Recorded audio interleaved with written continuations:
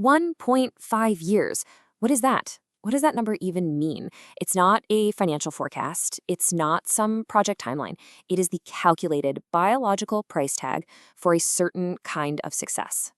Well, according to some really detailed research by Marius Skenzel and his team, this is the direct, quantifiable cost of high-stakes professional stress. When the pressure is at its absolute highest, the men and women at the top lose, on average, a year and a half of their lives. And let's be crystal clear about this. This isn't some metaphor. It's a straight-up mortality statistic. And this leads us to the huge central question we're going to investigate today. We're all taught to believe that success, that wealth and status are like shields that protect us. So why is it that for so many people, reaching the absolute peak of achievement seems to come with such a devastating hidden price? Okay, let's dive right in. We are going to peel back the layers on the data, the biology, and the psychology behind a crisis that is silently taking its toll on some of the world's most successful people. We're investigating the dark side of achievement. So let's start with the hard data. For a long, long time, the thinking was pretty simple.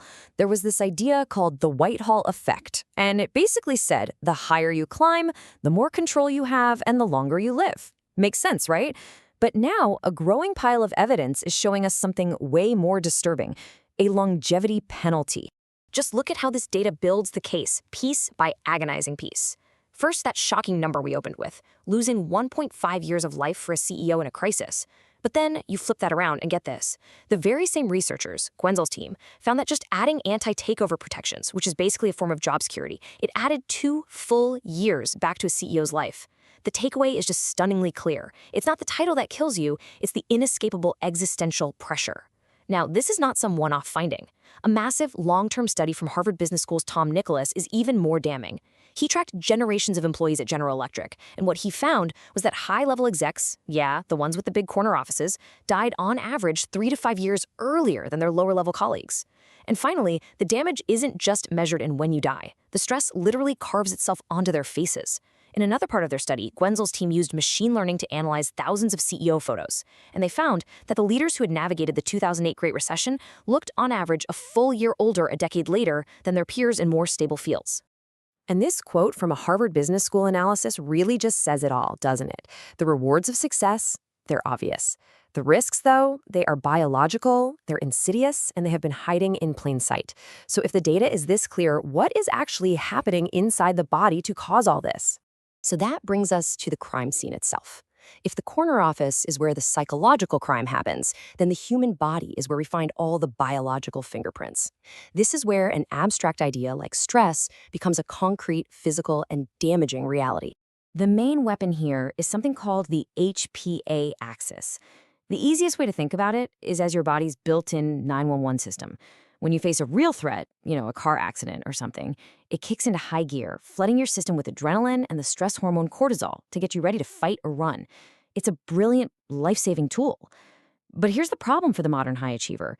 The threat never leaves. The quarterly report, the looming deadline, a competitor's latest move, your body perceives all of them as life or death threats. That 911 call is never hung up, and the result is a body that is perpetually swimming in cortisol. And that's where the systemic breakdown really begins. And the damage, it's just everywhere. This isn't a localized problem. Chronic cortisol is like a slow-acting poison for your whole system. It constricts your blood vessels, which leads to chronic high blood pressure. The NIH directly links burnout to a higher risk of heart disease. Immunologically, it suppresses the very cells meant to protect you, so you get sick more often. And then there's your gut. One study found that a staggering 58% of high performers report symptoms of IBS during high-pressure times. Metabolically, it messes with your insulin, raising your risk for high cholesterol and type 2 diabetes. And maybe the cruelest irony of all, it damages the very tool you rely on most, your brain. It impairs your memory and actually shrinks the part of your brain responsible for executive function. Your body, in trying to constantly manage a crisis, begins to systematically tear itself apart. But maybe the most profound evidence, the most disturbing, really, is what we find at the cellular level. This chart shows what's happening to our telomeres. Now, telomeres are these little protective caps on the ends of our DNA, kind of like the plastic tips on a shoelace. Every time a cell divides, they get a tiny bit shorter. That's just a key part of normal aging. But what groundbreaking research has now confirmed is that chronic stress dramatically speeds up this process. And here's the truly sobering part you see on this chart. The amount of telomere shortening caused by chronic stress is comparable to the shortening caused by obesity. Let that sink in. You are literally aging faster from the inside out. The pressure isn't just making you feel older, it is making you biologically older. Okay, so if the physical cost is so brutal, so undeniable, it leads to the obvious question, why? Why on earth do we do this to ourselves? Why do we keep pushing past the breaking point? To answer that, we have to move from the biological crime scene to the psychological motives. We have to investigate the cognitive traps of ambition. The big psychological trap that so many of us fall into is something called the arrival fallacy. Dr. Tal Ben-Shahar, a Harvard researcher, coined the term to describe this core illusion. The belief that when I get the promotion, when I hit that number, when I achieve that next big goal, then I will finally arrive at this place of lasting happiness. It's the when-then operating system that runs so many of our lives. The problem, as thousands of high achievers discover, is that the finish line is a mirage. The feeling of satisfaction, if it comes at all, is shockingly brief. So, how does this trap actually work in our brains? Well, this breaks down the cycle. Neuroscientists have shown that dopamine, what we often call the feel-good chemical, is really more about wanting something than getting it. It's the chemical of motivation, of the chase. So the biggest dopamine spike you get comes during the pursuit. Once you actually achieve the goal, your dopamine levels don't just go back to normal, they often crash below the baseline. This creates what people describe as a hollow ping, a short moment of victory followed by this sudden, jarring feeling of emptiness. And what's the brain's solution? Well, set a new, even harder goal to get that next dopamine hit. And just like that, you're on the hedonic treadmill, running faster and faster just to feel okay. And this constant chase, this treadmill, can lead to one of the most dangerous and misunderstood conditions out there, smiling depression. Now, this isn't an official clinical diagnosis, but it's a pattern many therapists see. And this table shows why it's so insidious. With classic depression, you often see visible sadness, someone unable to function. But with smiling depression, it's hidden behind a mask of high performance. This person is excelling at work, they're socially active, they seem fine, but underneath, they are battling a profound sense of emptiness. And here's the most dangerous part. The suicide risk can be even higher. Why? Because unlike in classic depression where someone might lack the energy to act, here the person still has all the energy, the focus, and the high-level planning skills that made them successful in the first place. It's a silent crisis, hidden by the very success it feeds on. So far, we've focused on the individual, their biology, their psychology, but this is not just a solo journey. The cost of achievement gets amplified by the systems and the cultures we live in. These societal pressures can add a heavy and often totally invisible tax on the drive to succeed. You probably know the American folktale of John Henry. He was a black steel driver who raced against a steam-powered drill. In this incredible act of superhuman determination, he actually won the race, only to drop dead immediately after, his heart giving out from the sheer strain. He beat the machine, but the effort is what killed him.